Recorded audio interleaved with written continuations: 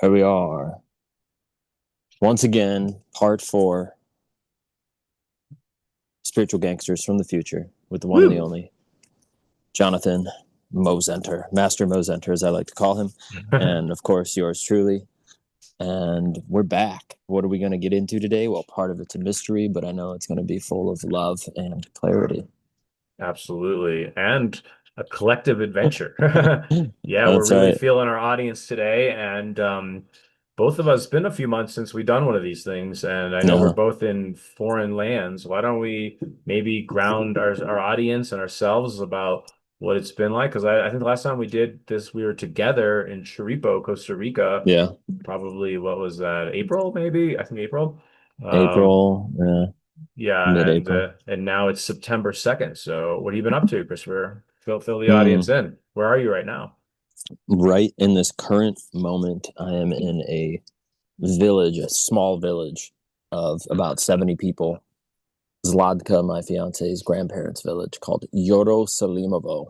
And this is in Bulgaria. And Yorosalimovo literally translates into Jerusalem because so many of the people that live here in this village have taken a pilgrimage to Jerusalem. And that's just not a nice Wow. segue into the fact that I'm in Bulgaria to do a pilgrimage with Zladka, but it just happens to be.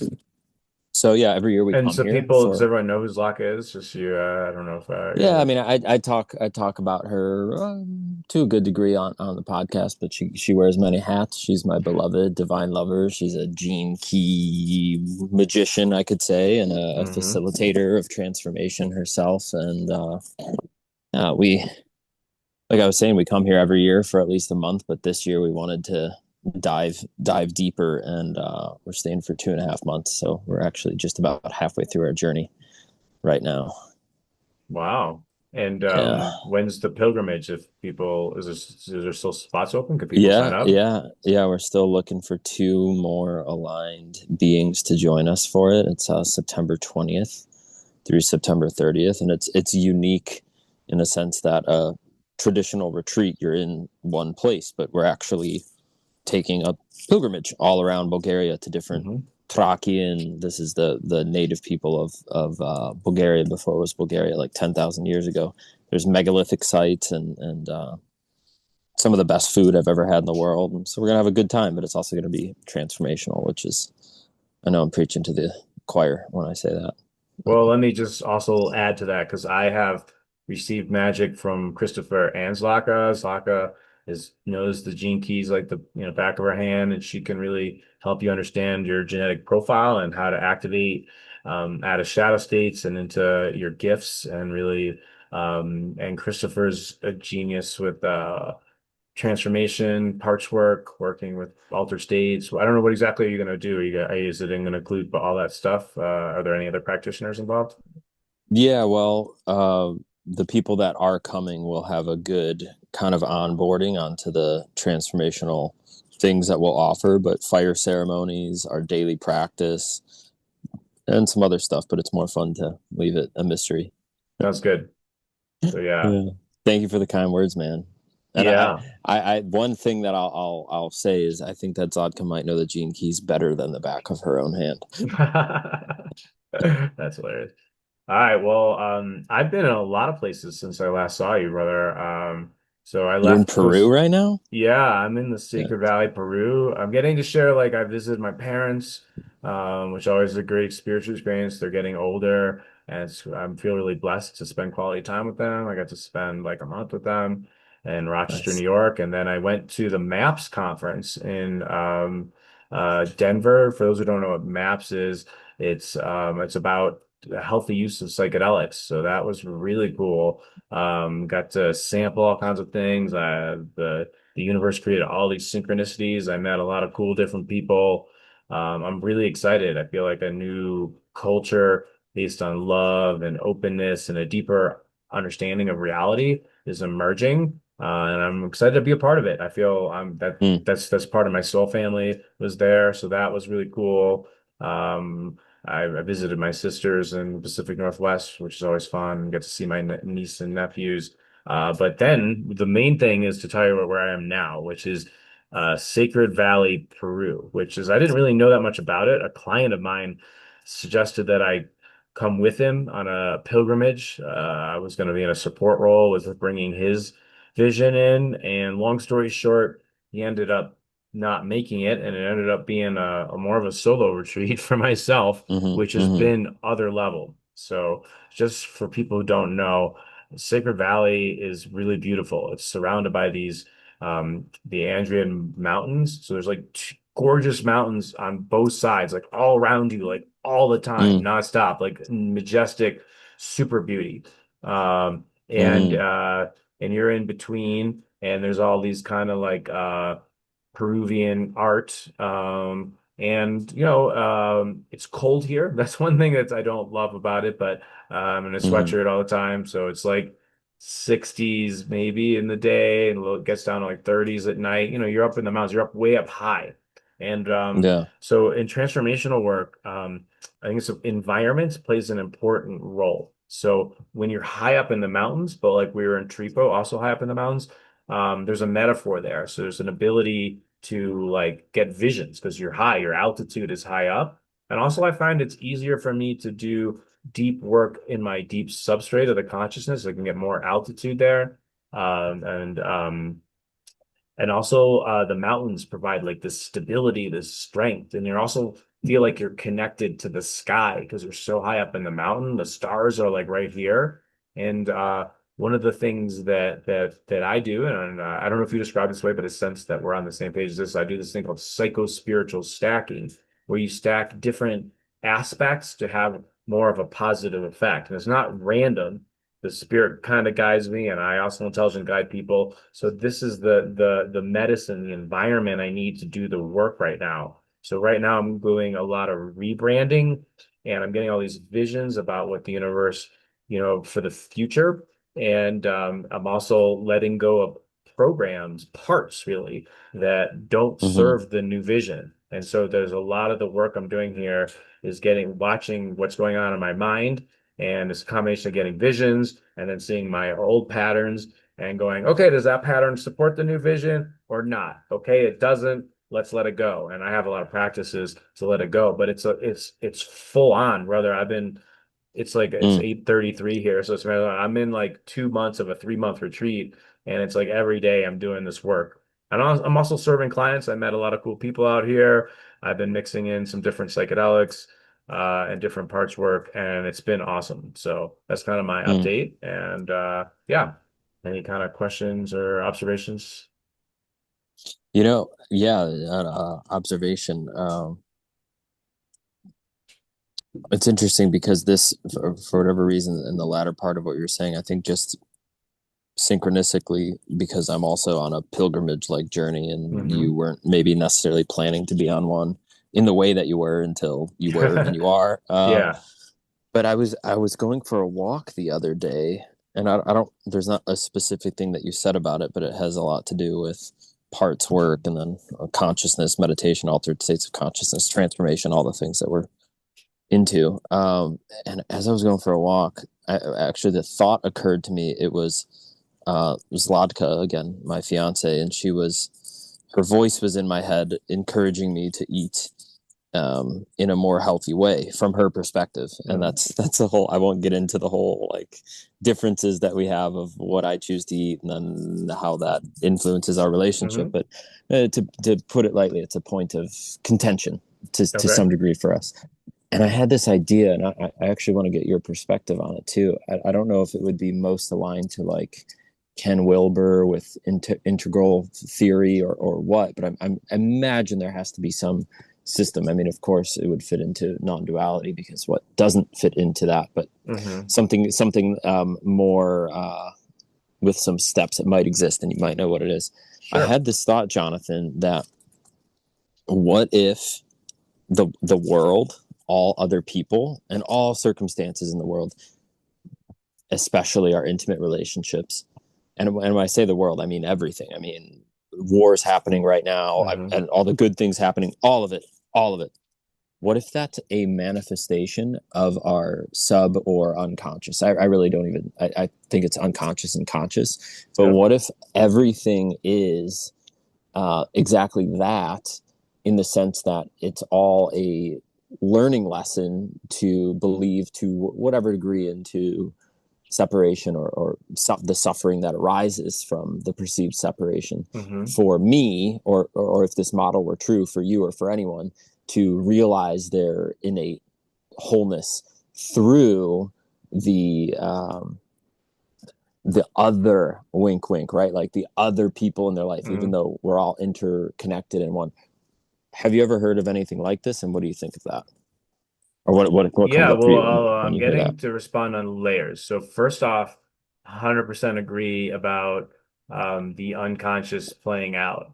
But that kind of almost fits into my personal philosophy. In order for us to feel whole and not separate, we must master what I call the three marriages. This is something that is my own in, invention. And when I say marriages, I mean I'll just describe them. The first one is our marriage to life or God. Like, what the fuck is this? What's going on?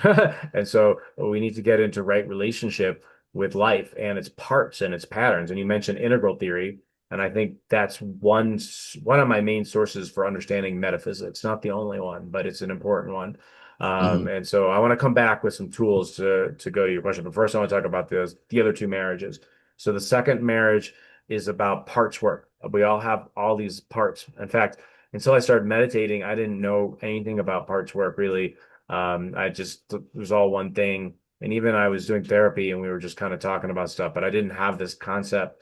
It's really not a lived experience until, at least for me, until you actually see, oh, I got these two different distinct energies or parts Uh-huh. that are in Sure. dialogue or conflict.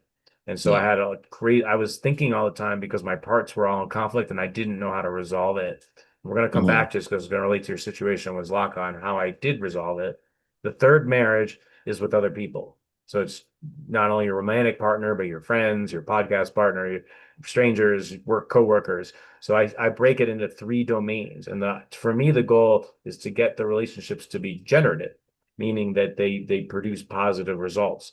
And right now, I think a lot of the relationships in all three domains have a lot of stuckness. So let's get into like how I discovered, because I was completely stuck just in my life.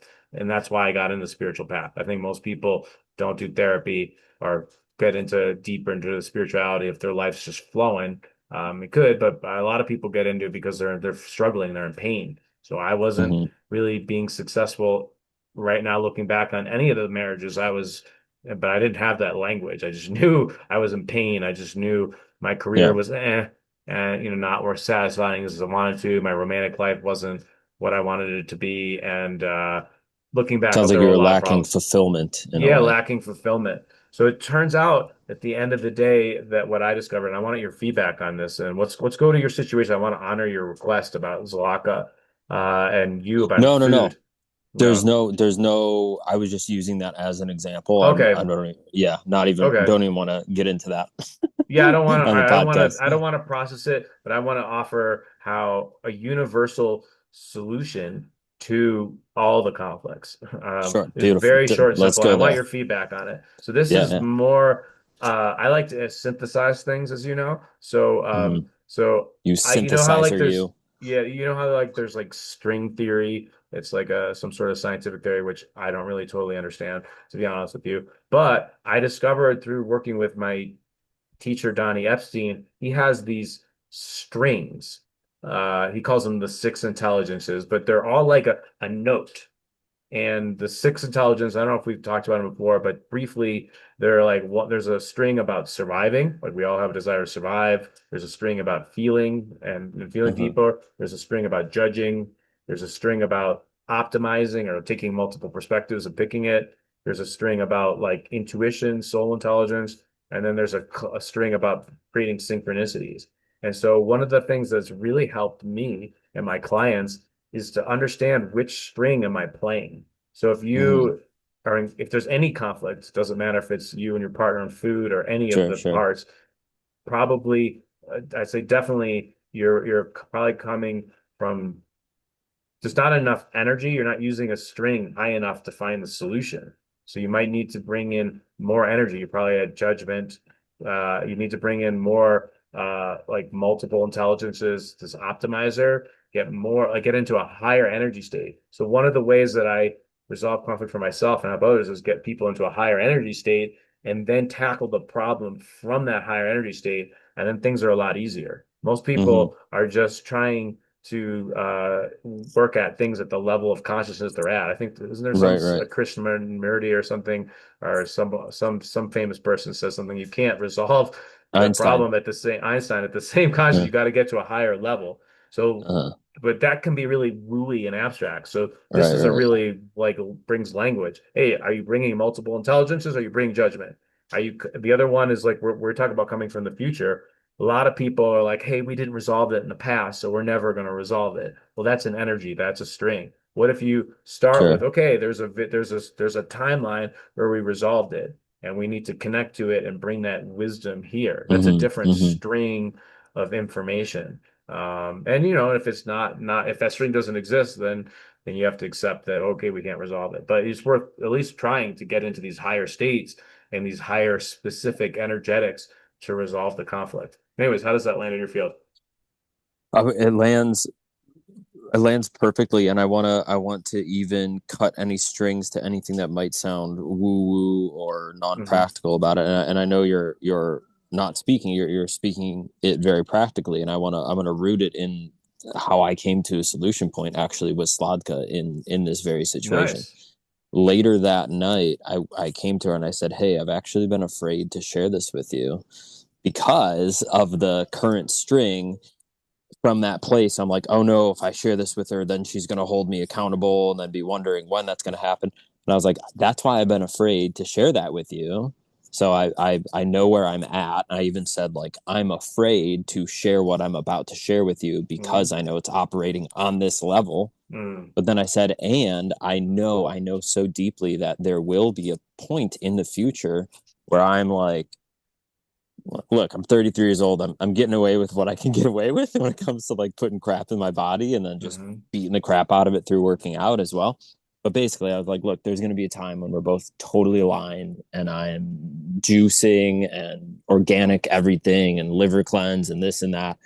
And since that conversation, and there was just like, she received that with like, oh, okay, cool. Like I hadn't previously told her that because of the fear at that lower level string that I didn't want to be held accountable for like, oh, well, when is that going to happen? Or da. But I just said, like, this is what's happening and I know it's going to happen. And again, that was something that's going to happen in the future that hasn't happened. However, I feel the result of it so far is a more harmonious relationship. And yeah, so I feel complete alignment with what you're sharing. Cool. I love what you did and said. It sounds like you came to the right, in that context, you came to exactly the right words. It sounds like you came from the future and it brought the peace, and you guys are moving forward in a generative way. So that sounds amazing. Um, I'm getting to briefly just share my experience with food, For which sure. is a little bit. I don't know anybody who has this relationship with. I see food as energy. And Mm-hmm. I think uh, different diets and different foods are needed depending on what you're going through. And so, like, I think this idea that there's one diet, I don't know. I don't really is to me for everybody or a right diet that kind of feels like a rigid pattern to me. Because different situations require, especially if you're doing deep spiritual work. Okay, so this is a little bit outside of what most people go through, but if you want to really go down the spiritual path, a lot of it, and I want Christopher's take on this too, is learning to get into right relationship with all the feelings, to really feel with intensely all the feelings. And sometimes different food plus other contexts, which could be substances, could be breath work, could just be in nature, could be just being with certain people, evoke certain feelings. And if you surrender to the soul intelligence, the higher self, the Holy Spirit, whatever it is, this with this intention of being with all of life and not being outside. Because if you're not okay with different emotions, then you're in separation. Because to me, and I want to hear your take on this, one of the things about being whole is being whole with what life actually is and how it actually works. There are actual real patterns. So sometimes I'll eat, I don't even know why I'm eating certain things, and it turns out it'll serve a purpose at some point in the day. Like maybe I'll overeat and I'll feel sluggish, and then that'll force me to evoke certain feelings that then I have to confront. So I sometimes if you're just eating like super healthy all the time, then you're avoiding some down states and getting into right relationship with them. So I think at least people who are really going deep on the spiritual path, allowing having some more flexibility around food and experience in terms of making the spiritual path an adventure that you surrender to. I think Totally. it enables the spirit to you to just be more flexible and mold you. Anyways, what's your take on that? So two things. In the first one, I'll share the story. I guess more of a parable from Alan Watts. It's one of my favorite I love stories from Alan. Alan Watts. It's the Chinese farmer. Maybe you remember just from hearing the. No, okay, good. That's perfect. So Okay. there's this Chinese farmer, and one day five of his horses run away, and all of the townspeople come and they say, "How terrible!" And the Chinese farmer says, "Maybe." The next day, the five horses come back on their own, but now they have two wild horses that came with them. So now he's got two more new horses. All the townspeople say, "How wonderful!" The Chinese farmer says, "Maybe." And then the next day, his son is riding on one of the new horses and he falls off and breaks his leg. And all the townspeople come and they say, "How terrible!" The Chinese farmer says, "Maybe." The next day, the final day, the conscription officers come to take his son away to enlist him in the military, but they can't because his leg is broken. And all the townspeople say, "How wonderful!" And the Chinese farmer says, "Maybe." And so, yeah, I'm sharing that with when you were saying I'm eating something that's unhealthy or maybe overeating. You didn't say unhealthy, but something that maybe is more dense and fatty or something like this, right? And I'm in the same boat, bro. It's like sometimes I don't know why. I'm just following nature's impulse, and sometimes nature's impulse is like I'm gonna get ripped in the next 90 days, which means I'm certainly not gonna be. I'm gonna the greater natural impulse would then be to restrain the lesser natural impulse, which would be like eat that um, this cheesy banitsa. It's this delicious Bulgarian Mhm. breakfast dish here. But and so that leads to this second point, which I think you were asking something specifically around like really feeling the feelings and then the suppression of those feelings. For me, this whole like spiritual path, if I were to even call it that, or even just the path of being happy, like just Mhm. being content and fulfilled, is just how okay am I with everything as it is.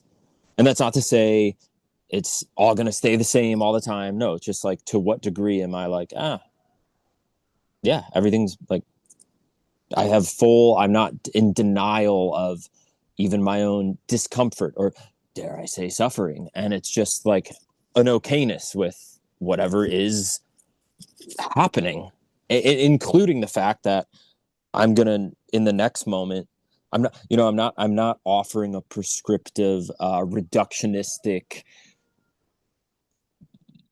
yeah, a prescription with that. I'm simply saying okay with the way it is, which includes that I'm going to have the tool in the moment that I need the tool to go to the next thing to improve. Like I can improve right now and be okay with it, and even being okay with the part of myself that I'm not okay with. Yeah. So that's what comes up for me hearing you share that. Yeah, well, I think that's brilliant. And I love to maybe even because a lot of spiritual teachers do that and say that about being okay with it is. And usually my process is I like to hear the wisdom, then I'll be like, okay, I wonder if that's true for me. And I find that like Yeah, my process is I'll try it on with is as if it is true, and then run it as an experiment for a yeah, period of time, and then I'll decide. So that way I'm open, experimental. Not everything I hear I try on, but just the ones that feel like, oh, that, right. that one makes sense to me. So I wanted to actually talk about because I actually found out what you said is to be true. And I actually have a practical interpretation that I'd like to get your take on it because it can sound wooey, but then I realized, wait, if I accept everything as it is with peace, so like I was in a coaching session yesterday, I was receiving, and the coach was like, pause for peace, Jonathan, pause for peace. When you pause and you just accept your experience as it is, it's true for you, and you Yeah. bring this peaceful energy. Um, I find that when I'm peace and calm and accepting, not pushing anything away, then I get out of this reactive phase where I have these conditional responses, and instead I allow my creativity to be resourceful and make the most of that moment.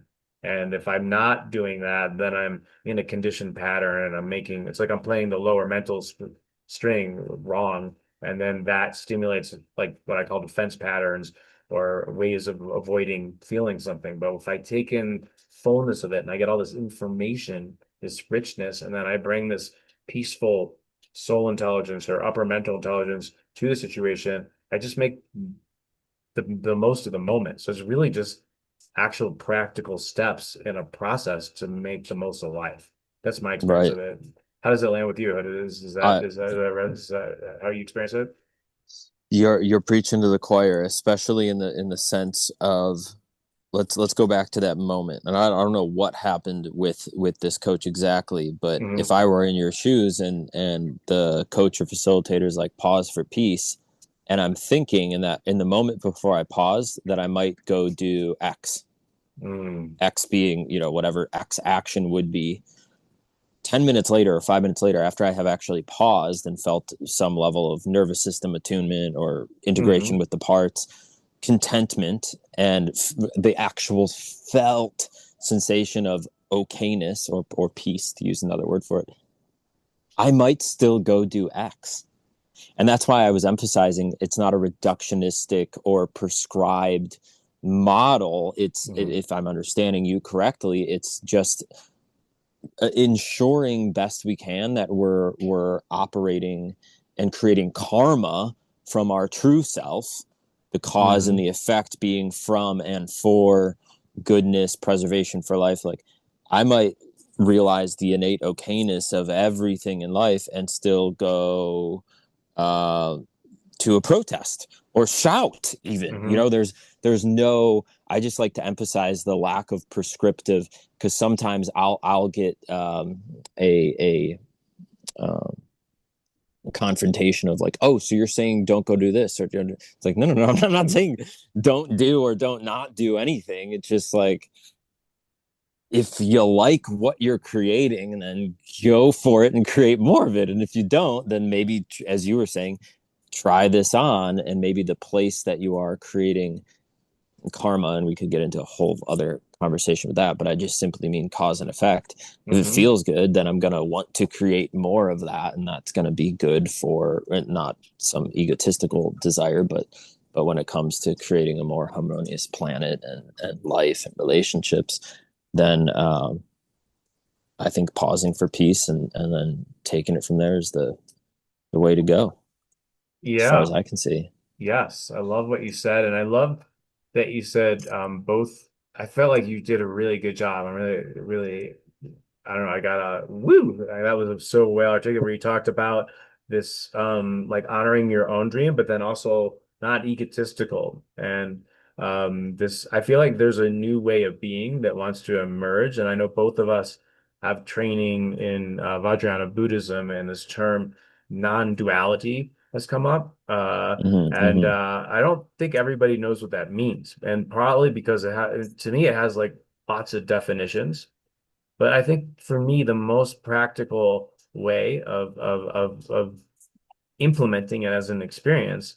And I'd be curious what you do with your clients or if this is doing it, but is really like realizing that sometimes or a lot of times I'm locating myself physically in my head and I'm out here. And I realize thanks to my teacher Daniel B. Brown and his pointing out instructions, said like what if you were just this field? You're out here and it includes this, but it also includes everyone else. And you can make the field just the people in your local experience or more advanced, but you could be eternity or the earth or whatever, but you can make that field big And then that belief and or that structure allows information to come in from not just here, but from all of it at once. And when you pause for peace, there's like it allows this higher energy, these soul intelligence, multiple perspectives to organize it in a way that's good for everybody. And so you don't have to, I think a lot of people think like to make the world a better place, you have to sacrifice yourself.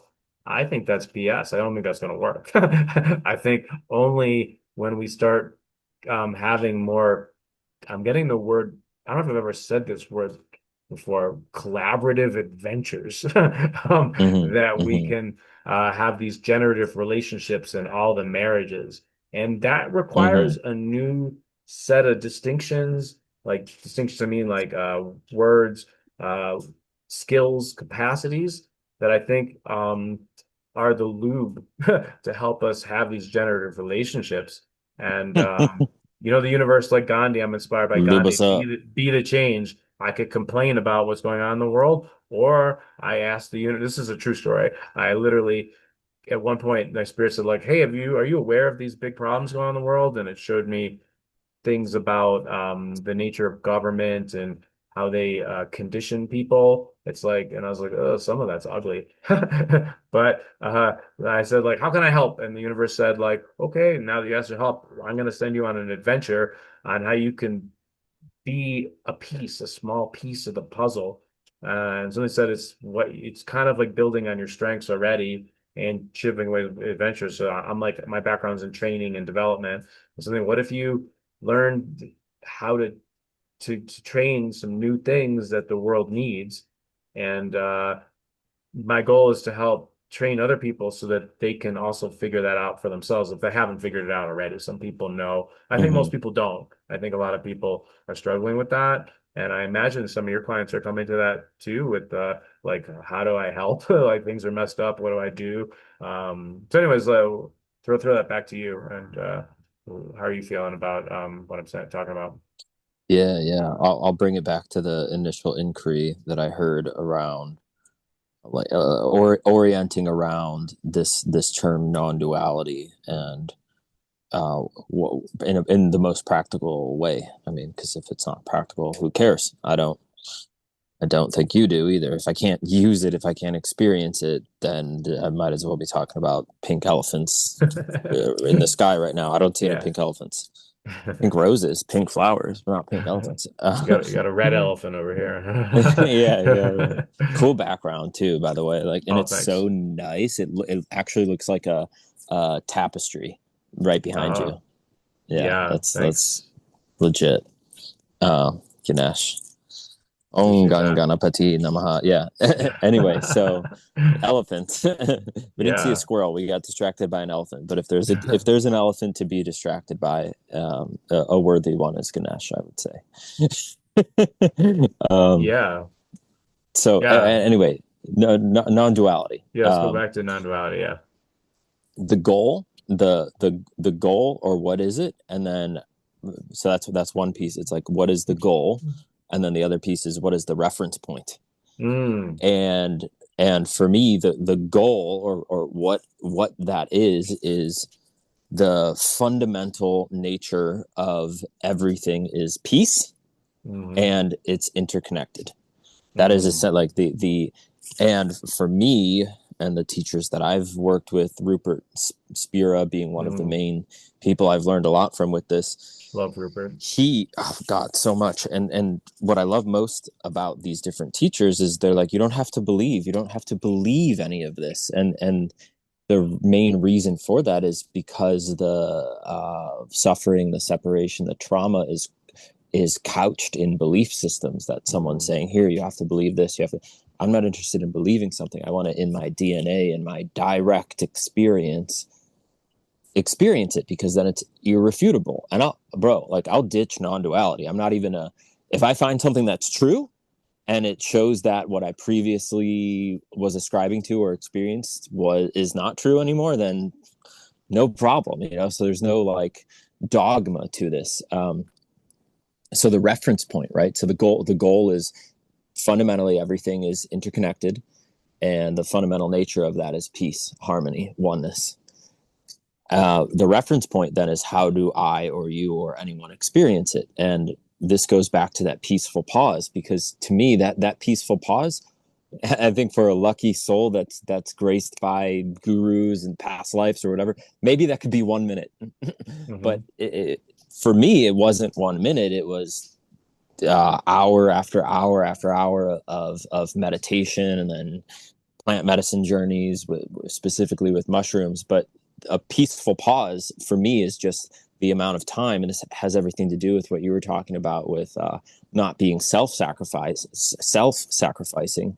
But my work, the work that I'm doing for enlightenment or liberation, literally is work for other people, because if I can just sit down and allow my nervous system to come into attunement and harmony, then I'm going to start without fail. I say to people, you can take this to the bank of God, and it pays divine dividends. I promise you. You know, and you can see through the five sense doors, and then through thoughts and emotions. So these seven different sense doors, Hmm. you're gonna find that there's no edge to to what you consider to be you, Hmm. and the nature of that is harmonious and peaceful. And so the idea of separation or others or suffering is merely conceptual. However, you know, it's I have to also say it's perfect as it is, and as far as I can see, always room for improvement, because I'm still integrating my parts, or you know, I see wars and things like this happening as well. But that doesn't mean that that's separate from me, or even separate from anything that I just said. So the system is sitting there, and then whether it's parts work or formal meditation practices like we've done, or plant medicine journeys, intention and attention. I always go to these two things. Hmm. What is my intention? And then what am I putting my attention on? And then I will see the fruits of those efforts. So I know that was a mouthful, but that's what No, came that up for was me. perfect. So yeah, I love what you're saying. I really want to like, I love how also we both have this orientation of direct experience. And so, I wanted to share a little bit about this thing that you talk about, like oneness and connection, and how I was able to ground it as a reality. And Totally. it's really, breaking it down and seeing what's actually is happening. So sometimes when you do get the peace you kept talking about, the peace allows you, oh, I'm getting to share something that's going on with me. One of the things you can do in spiritual practice is work with different archetypes. Like obviously I work with Ganesha, but I'm getting to share about the archetypes that the spirit's been getting. I work with a lot of archetypes. And so during here, I'm going to start with the one that's really hot for me now, which is turtle energy. And this gets into the pause for the peace. Nice, My nice. I love soul's that. like, you got to work with the turtles, Jonathan. The Yeah, turtles, bro. Yeah. because I'm gonna be vulnerable. Because a lot of in this deep work, you have to confront maybe some uncomfortable things. And Hmm. when I started this work, I just knew things I was unfulfilled, as you really put so eloquently. But then when I got into meditating, that's what led me to meditation. I actually started to see, first I thought like I was just this confident guy, and then I was like, oh shit, 0% true. I'm like, well, not 0%, but like I was not as confident as I thought. I was actually Hmm. spent in mental loops, spending an inordinate amount of time trying to resolve. I was crazy anxious, and instead of feeling anxiety, my mind was in problem solving mode. I was using my Hmm. upper mental to solve what I thought were potential problems. So, Hmm. like basically, I was like imagining, oh my God, this terrible thing could happen. I later called them sneaky dooms. So I had all these sneaky doom worries, and then my another partner was like, "We got to prepare for that sneaky doom." So can you imagine? Then I was like ADD, but the reason I was ADD wasn't because of some biological thing. It was like a defense strategy, right? Hmm. Hmm. So I want to, yeah. And then later I discovered I was avoiding feeling uncomfortable feelings from a childhood of inadequacy, of like being feeling like a loser, and like even suicide was in there, and I didn't know Hmm. any of this. I had to like surface it, and then I had to Hmm. get, oh my God, that's in there. I don't want to deal with that. And then eventually I had to deal with it myself, and then tell one Hmm. person, and then the healing was telling other people, and none of those things are Hmm. true for me now. They were like actually You're talking suppressed about on a things. podcast now. Yeah. Yeah. Now I'm getting it out there, like whatever. Yeah. But it was really suppressed information. I found out I was sexually assaulted when I was 6 by a friend, Mm, and that caused a lot of problems. But I mm, want to mm, round all this back into what we were talking to, because um, what happened was I was so busy in my mind managing shit. I wasn't really that present, or not as present as I could be. And as mm, I started uh, working with these parts that were creative, defensive parts that were trying to manage things, scared parts, and I got them into generative relationships that brought the peace. And then I could see the connection, because I was all up in here managing me, not seeing any of this connection. And then I realized, oh, it's actually simpler than I thought. It's just like I'm saying words right now, and it's going over, the energy's going into your field, right? Right. So we're connected right there, right? That's a connection yeah. as you say Yeah. things. And there are even things that are happening subconsciously. And I know before the podcast, we brought in the energy of our audience, and so we're Mm, we're feeling them. So this connectivity is all these forces or energies that are in our field, and they affect us. yeah. And they're Yeah. like parts. They're literally parts. And then what's your Yeah. relationship to them? And so You mind if I add that's it. one Yeah, little no, thing no, I was just about to to wrap up. Yeah, well, how does that land with you? uh, perfect. And I just want to add in too, which is when you were saying how you're saying these words and then they're coming over here to me. And this would also be true for anyone that's listening to this. And if I look at that experience, I don't see a real there's a qualitative difference between the next thought I'm going to have and where I think it's going to come from. But Hmm. I don't know. I do not know what my next thought is. And if I look at the space in which that thought is occurring and the space in which you're saying words to me and the space in which I'm Hmm. feeling this table, there's no edge. And it's all occurring, as far as I can see, in the same one space. Another word for space Yes. would be consciousness. And I Right. think that's like so important because I heard you talking about the interconnected nature of that. And it's just by looking at the screen or anyone listening to this, find an edge of separation. And what I mean by separation, I use the word separation very, very particularly in the Hmm. sense that I don't know what's I don't I've never experienced evidence for separation. And some people are like, well, what do you mean if you get hit by a car? No, no, no. I experience distinct qualitative differences right? I can feel my Hmm. fingertips, and you're understanding these particular words as opposed to green, blue, orange sky. Like Hmm. everything has its own qualitative, but to me that's just a modulation. And I in part get this from Rupert. He says everything is a modulation and a formulation of consciousness. So this is consciousness formed as Christopher speaking these words, and then Jonathan feeling whatever he's feeling and seeing the images that he's seeing. But there's no evidence for the edge for separation. I mean, what would that even?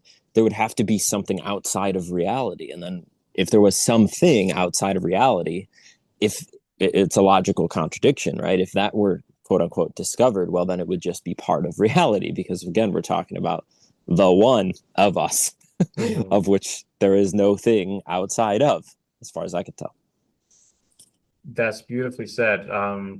Let me um I wanna take the word consciousness, because a lot Yeah. of people assume consciousness is here, right? Mm-hmm. Mm-hmm. And that's what a lot of people associate with it. And that's until I started doing meditation, I realized that, oh, what if consciousness um, is everything? What if there's an individual consciousness, but then there's a collective consciousness that holds all the individual ones?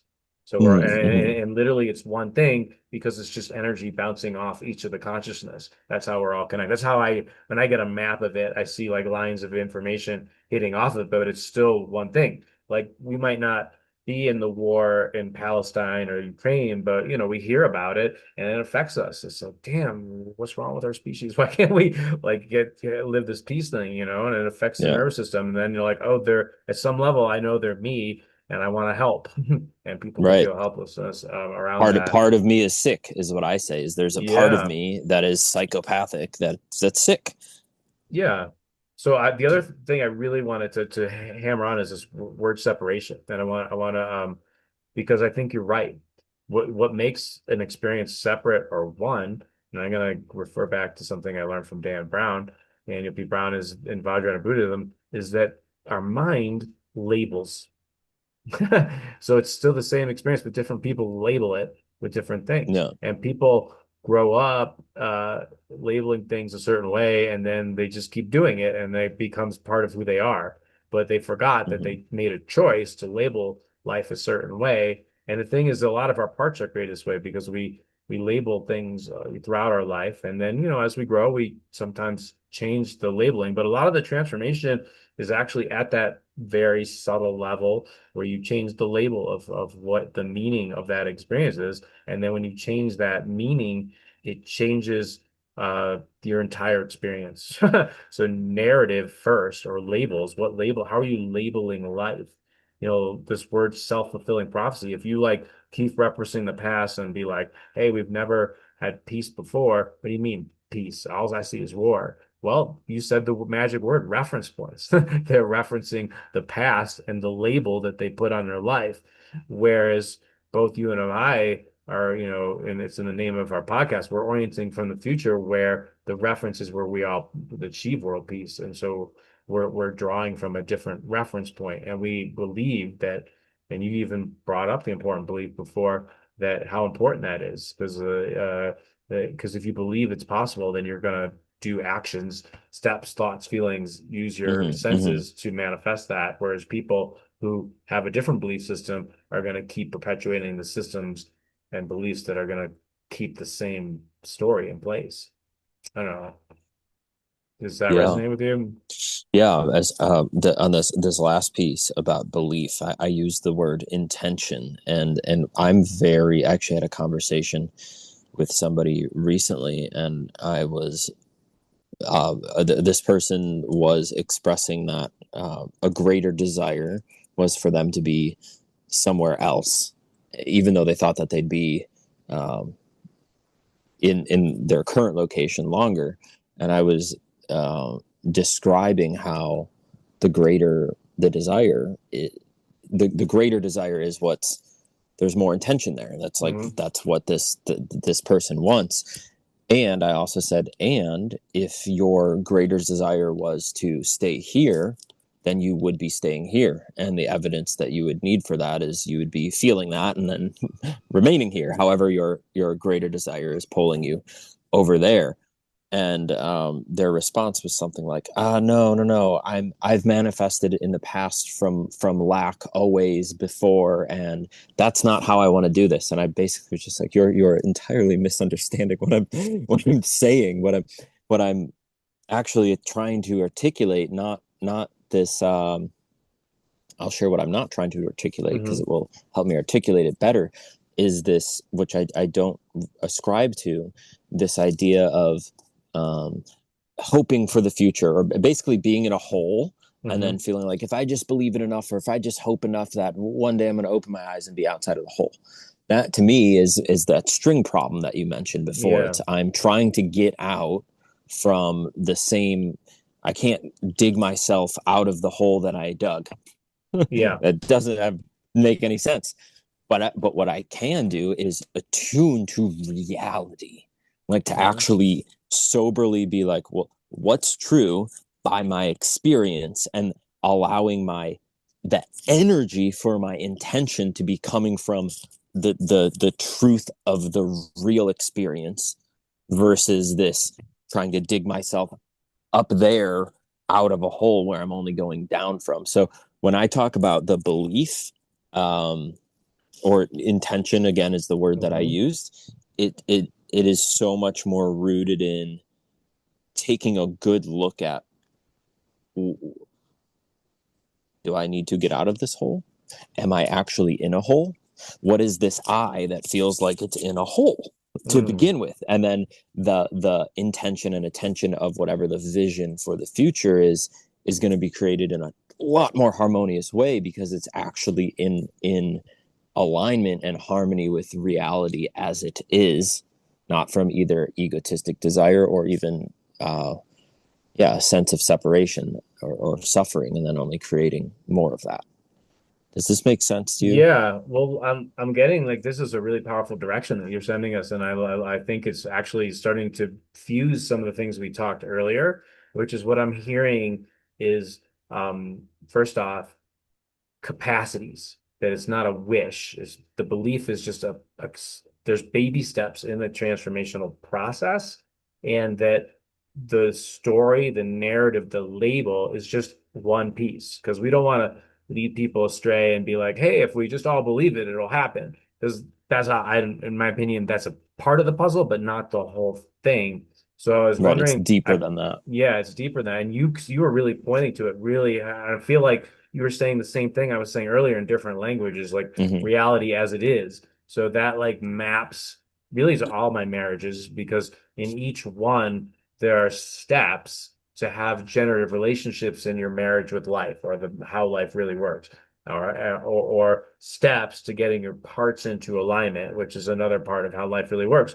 People really do have parts, different voices in their head. They're not schizophrenic. It's just how life works. You know, if you go take the perspective that I think there's a Bernard Kastrov is a who has written an article is like how we're I'm all. reading his new book right now. Oh, you are nice. Yeah, I love that guy. Bro. He Yeah. talks about how like it's one consciousness with a lot of parts, almost like a multiple Yeah. personality.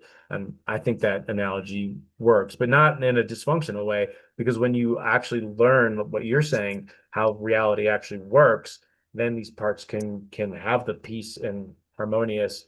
And then the third part was like relationships, like you know, because relationships are challenging, marriages are challenging here, and there's a lot like there's war. That's relationship, you know. So, and in my opinion, all three of them are interconnected.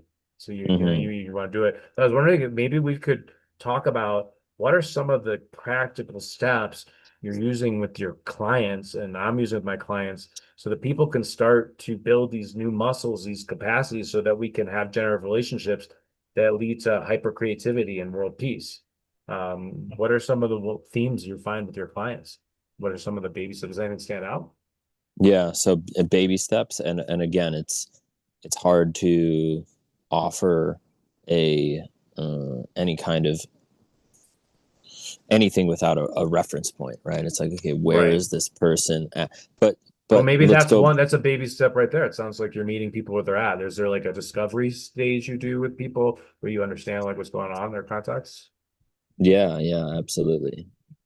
Through question, and it's really very intuitive for me at this point, just figuring Yeah. out like what does this person want, and then Mm. uh, and that's the thing. It's like, what do they want? What do they say they want? And then what do they really want? Yeah. And then getting clear on, like, I always go over a parts work sort of framing of Hmm. in the intro session, and I'm sure in a lot of my other podcasts, there's a model of coaching that I don't ascribe to, which is we're going to fix something that's broken. No, like we can do all of that kind of thing, but in the containers that I hold, it's an invitation into nervous system attunement, Hmm. feeling where we're already whole, where we're already free, Yep. and then attempting to creating from the future, right? It's like, oh, Yes. I want this because I know that I'm going to feel this. And I say, okay, great. Well, let's just feel that. Hmm. Let's feel that. And really, in a real deep, felt meditative way where they have a grip, usually through gratitude. Gratitude is Hmm. one of the Mm. doorways to heart opening of feeling the way that we want to feel when we think that it's as a result of the relationship, a certain amount of money, a business, certain health outcome, overcoming grieving, anything, right? It's like Hmm. I'm after a certain state. And I go, okay, well, let's see how that state is already here, and then also see how it's not here. through feeling. It's like, and then that's when the parts work comes in. So kind of reverse engineering. I know I didn't give one specific thing that I do, but sometimes, like in a recent session I had, it was this person has a lot of, let's say, ruminating on things that could have went one way, or maybe they will go that way in the future. So ruminating about the past and then anxiety about the future. And interestingly, a lot of the rumination is around wishing that they had felt more grateful for certain things that had happened. And so the very simple process we went into was a live, real time for 3 minutes saying what we were grateful for in our lives. And the whole call, like there were smiles, there was more Hmm. joy and fulfillment in that 3 minutes of active, I call it active appreciation. Hmm. And then the prescription or the homework, quote unquote, but it's not like they have to do it. It's everything's co-created. It was writing 3 things in the morning that they're grateful for, and then before they go to bed, 3 things that they're grateful for. So it's like it can be very simple things, but sometimes that makes all the difference. Again, depending on where somebody is starting at. This person is not somebody that wants non-dual enlightenment for they're at a particular place, and I would say ultimately they do want that, but that gets into a unconscious philosophical thing. Whoa. You said a lot of brilliant stuff. So let me take a moment maybe to highlight what I think were some of the positive things and maybe use them in my own language to help people deepen them. Because a lot of the Mm-hmm. stuff you do is stuff that I do, but Mm-hmm. maybe not exactly the same practices, but there's an underlying meta thing that I think we're both aligned to. First, I want to talk about Yeah. gratitude, dude. So I'm in the process of here in the Valley where I'm doing a deep meta-analysis of my own process and who's coming to me so I can have my rebrand to really align with the truth because I've been doing this for several years now. So I have a lot of data. So one of the things that you said really hits home with one of the key factors, which is positive feeling about life. And you even said it in two ways. You got people to ask them what are their dreams? Because positive this gets back to energy and those vibratory strings that I was talking about. When people see life as positive and they're grateful for what they have and they have something they're exciting they're moving towards, then their energy goes up in a positive direction. And that's the fuel you need to actually do all the steps to become your higher self or a higher version of yourself. Mm-hmm. You need to have this belief that you can do it. And sometimes you need to reference, oh yeah, because the mind has a tendency to hyper focus on like negative stuff. So if you can start repatterning it to positive stuff, it can change their whole field and be their whole energy.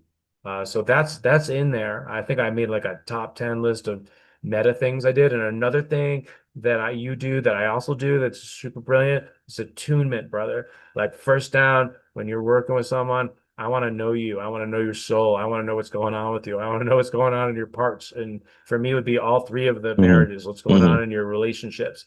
What's going on in your relationship with life or God, or what is your relationship with your parts? Because if you really want to know someone intuitively, and I don't know if you do, but I know I use archetypes. Like I know your partner uses gene keys. I use gene keys. I use human design. I use Enneagram. I use five personality patterns. Steve Kessler um, and other ones. Those are the ones I use the most. But and I also use Epienergetics has some formulas for high energy, low energy, because this is one of the things, attunement to who the person is and get them into a positive energy state so they have more positive energy to make their dreams come true.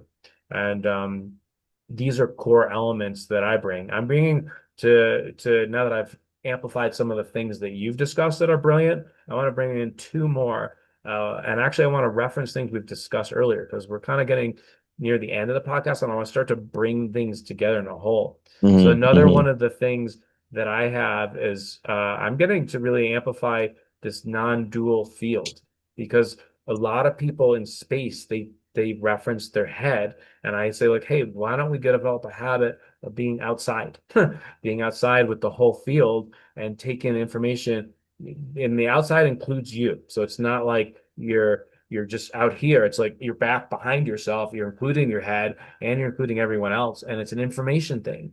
And so I teach people how to get access to more of these free energies. And then the other thing we brought in earlier, and it's you brought the word in, brother, reference points, reference points, reference points, but help people become self-aware of what they're referencing in every morning. Are you referencing, how do I look good in this moment? Are you referencing like, how can I be out here with all the people at once and have a collective adventure that from the heart that has Hmm. everyone be happy at once? Now, these are capacities. I mean, just me talking about it right now puts it into the field, but is that going to bring it into every cell in your being? No. Less like you gave brilliant practices like them journaling, like the gratitude. You can't just do it 3 minutes. It's got to be something you daily practices. So I don't know. I'd be curious. I want to hear your response on this. When I work with people, we get really intimate with what's going on with them. I intuit just like you and I'm intuitive. I intuit like what of the too many tools that I have they need in the moment. And then we close with, okay, we're gonna deepen the lessons, and here are some practices. Like you have people journal. Usually sometimes I use like decrees. Let's practice like a new phrase, like I am the field of awareness. I am this, this the whole field, not just me. Like that's a basic thing anyone can do, but you got to do it over and over again because you use the brilliant word karma. Karma just means, as you said, cause and effect. It also means momentum. So you got to change your Hmm. momentum. So you got to have practices, spiritual practice, really daily practices. So like gratitude journaling is one thing, decrees is another one. And then like sometimes I'll do a custom guided meditation. Hey, listen to this 3 to 5 minute meditation every day, and it'll sink in our lessons every day. And also I like to get them into action, moving them towards their dream. Sometimes that could be actually doing action steps to the dream, but sometimes it could be like more self-awareness practices. You got to get aware of the practices that are getting in the way, or it could be practicing a new thing. So we build these baby steps, these capacities one at a time. And then before you know it, you're a totally different version of yourself. But it's all this little stuff that adds up. How does that align with like what you do with people? Yeah. Yeah. If I were to sum it up into like what's really going on for Mm, myself when I'm working on myself, and then when I'm maybe in a facilitator or guiding role, it's honestly giving myself and then on some level inviting or inspiring somebody else to give themselves the credit that I don't even want to say the word deserve, but give themselves the credit of what they really are. mm, And then investing time and energy. And this is what I heard you say in a variety of different practices, but really, like, bro, for me, if I just focus on something that I want, and the problem is only consistency over time, again, which is why we're using the word practice, but also same for those that I work with. I mean, I'm not in their lived experience with them when we're not in session time, but by and large, when somebody's putting in the reps, they're getting the result of that, and the result is epic. And it could sound like so simplistic, and really the truth is it is. When I'm operating as the Shiva I am, when you're operating as the God conscious manifesting only in the way that it can through Jonathan Mozenter and mm. realizing that that's reality, and then putting the pen to the paper or creating the thing that you want, it's like, oh, wow, miracles seem to happen almost effortlessly. And it's because there's all the momentum of what our boy Bernardo Kastrup would say, nature wanting to do what nature does through us. And so, yeah, I mean, on the back end, it seems to come back to parts work because it sounds so simple and easy when we're in God consciousness or manifesting from our true nature.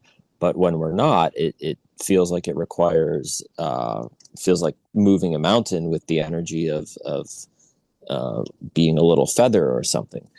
Um, so that's why then on the back end it goes into parts work, because in order to get to that place where I can sit down and just be in a flow state for 5 hours and just be creating a dream reality by allowing nature to live through me, essentially all it is, um, that maybe wasn't always. I've had obstacles to that, and it's been a process to get to a point where I can trust that I know that it's like, oh, cool, got 8 hours tomorrow, or 5 hours, or 2 hours, or even an hour of Hmm. giving. And that's the other thing too, is how many people are giving themselves, not operating from survival, but are really Mm. like waking up and I'm doing the thing that I feel as though I came here to do. And that could be anything. It could be accounting. It could be raising a child. It could be, again, not prescriptive, but just the energy of that momentum inside of giving oneself the freedom to be who they really are. Dude, well, I feel really inspired by what you said, and I want to really hammer home one that you just had a moment of, we've had lots of moments of genius, but I want to point out another one that when you said coming from Survivor, the reference point, that's a big deal. It's a big deal in my work. I find over and over again helping people see, remember going back to those strings, we talked about the survivor part, the need to survive. Most people are unconscious referencing their defense patterns or survivor parts and operating from there. And I know a lot of my work is how do we unhook that part from that tendency, that karmic Yeah. pattern of momentum, and connect you to the part that's thriving, where you're crushing it. And that guy or woman or whatever that consciousness has needs some transition capacities. And um, and so that's at the heart of what I do is getting people out of defensive patterns and into offensive patterns, moving towards a dream where we all win at once. And I'm Mm-hmm. getting Mm-hmm. I feel like we're just about out of time, but I'd love to close on this one question that maybe we both kind of talk about that brings it all together. So we're talking about this like collective adventure of love together. I keep getting this vision and I see what you're doing. I know you're helping making it happen, and I know that's our calling, and that's why I feel like we have such great chemistry. But I was wondering, um, what could we, what's coming into your field about baby steps that people could do right now to help move us towards that? Whether it's a big idea or a little idea, is there anything that, could be wrapping up things that we've already talked about or new ideas or leading into another podcast where we continue this conversation? What does that do for your field about this idea of like really moving towards as an adventure, this bringing into like this oneness love? Because I believe it's our destiny, and I'm putting all my cards into playing my small part in that big unfolding. Mm-hmm. Great question, man. Yeah, and it's great because I wanted to add one more Go thing, for and it. what I wanted to add just happens to be the perfect answer to what you're asking.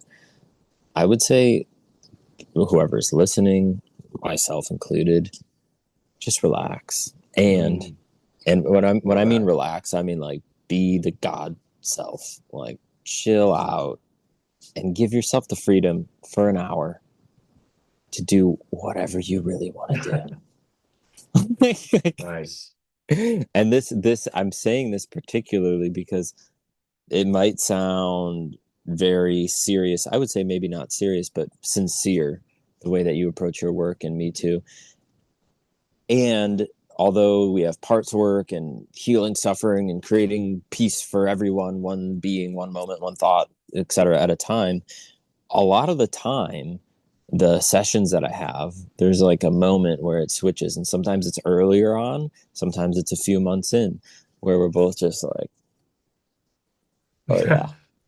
Celebrate, brother. Yeah. Whoa. Yeah, and Yeah. it's celebratory, and it's like we're playing a game, just like when we re unburden a part and we give it a role and we look down at that little boy and we're like, so now that you're free of all that shame, blame, and guilt, what would you like to do? And Nice. that's what I'm inviting everyone, myself included. It's like, what do you, Shiva in disguise, the divine in disguise, what do you really want to go do? And then go do that for an hour and see how much life force and momentum and love and joy that you're creating. Because this, although it can be deep and serious in some cases, a lot of the work that I do is just playing games, making Mm, music, making art with people. And that's what I'm most, that's like at the goal of being in the liberated state, living in a society of individuals where we're free all the survival needs are covered, and we're creating beautiful art and music and poetry and living in an abundant way, and we can give ourselves the freedom to do that for at least an hour. So that's my invitation. Beautiful, very practical. I love what you said. I love freedom to dream, to be in these higher energies. I find that's one of the practices I use the most is allow myself to marinate in my mind to a higher expression of my life.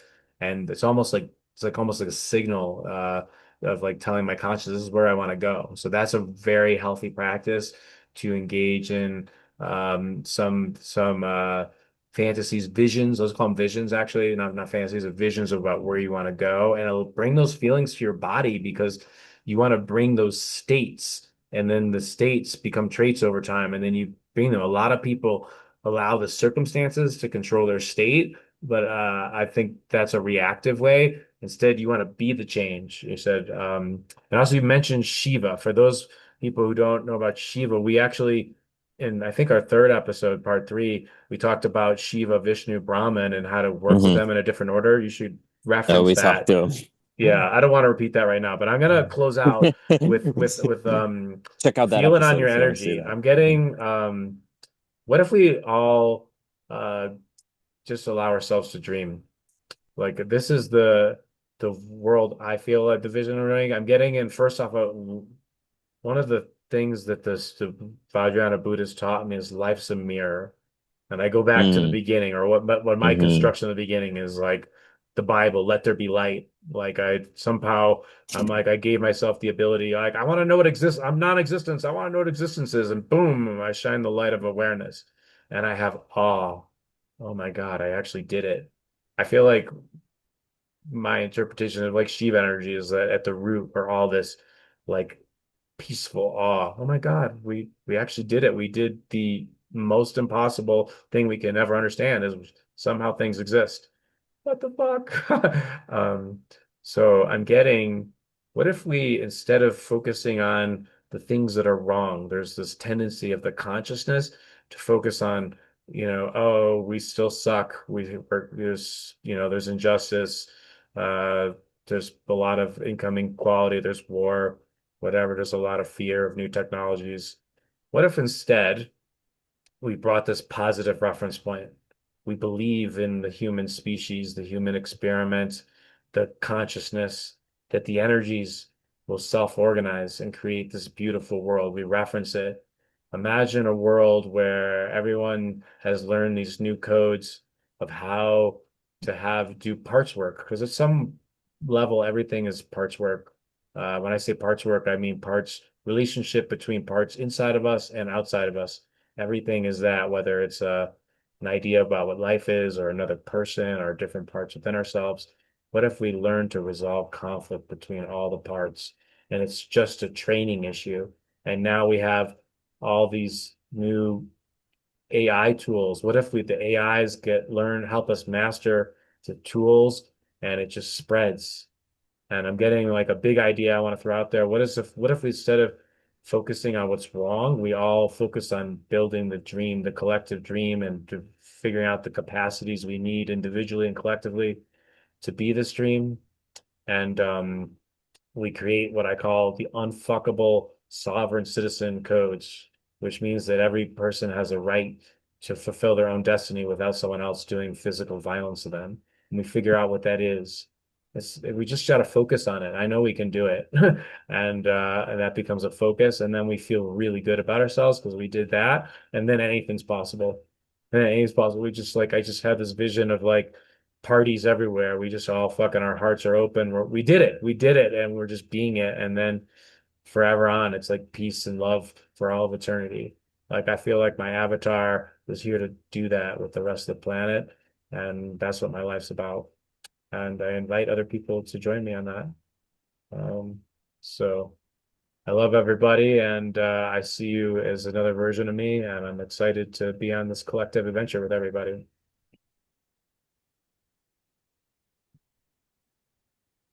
Be yourself, be the pillar of truth, the Shiva reality as it is, and feel. I invite I'm speaking to myself, I'm speaking to Jonathan, I'm speaking to everyone. I invite you to contemplate that the terror from being our true self is only from grieving that which we are not. So allow Mm. yourself to be destroyed by the pillar of love, truth, peace, unity that you are, and allow those parts that are only afraid because they never actually existed, including the master part some know to be called the ego. Let it go back to where it never came from and live a life where uh, peace is possible for all beings, and a life where that actually truly is the case. And knowing that we're going to continue to do the practices until we're all free, because as far as I can see, if one of us is free, none of us are free, and if one of us is free, all of us are free. So this is my spin on the Bodhisattva vows, which I know my dear brother here is familiar with, and so are all of you, if you are who I believe you to be or experience you to be. So this is a juicy one, bro. Thank you. Yeah. So yeah, sending love to you and all our fans out there, and we'll see you on episode 5. Cool boy. All right. Much love, everyone. Peace. All right, Thanks, peace. Jonathan. Bye. Peace, bro.